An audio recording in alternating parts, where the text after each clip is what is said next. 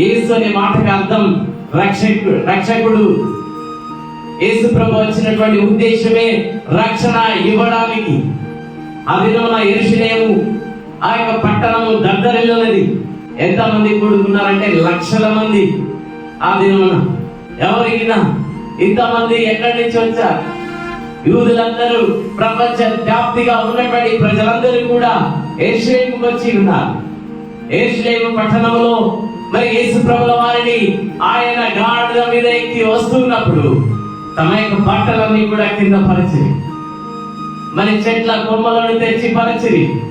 ఆ దినమున యేసు ప్రభు రాజు అని ప్రజలందరూ కూడా గుర్తించారు. ఈ దినమున నీవు నేను యేసు ప్రభుని రాజుగా మనం గుర్తిస్తూ ఉన్నామా? యేసయ్య రాజు అని ఎంతమంది మనం నమ్ముచూ ఉన్నాం? ఆ దినమున యేసు ప్రభు రాజాది రాజని వారందరూ కూడా అక్కడ యేసయ్యను స్తుతించి ఆర్భటించి గంతులు వేసినట్లు మనం గమనిస్తూ ఉన్నాం.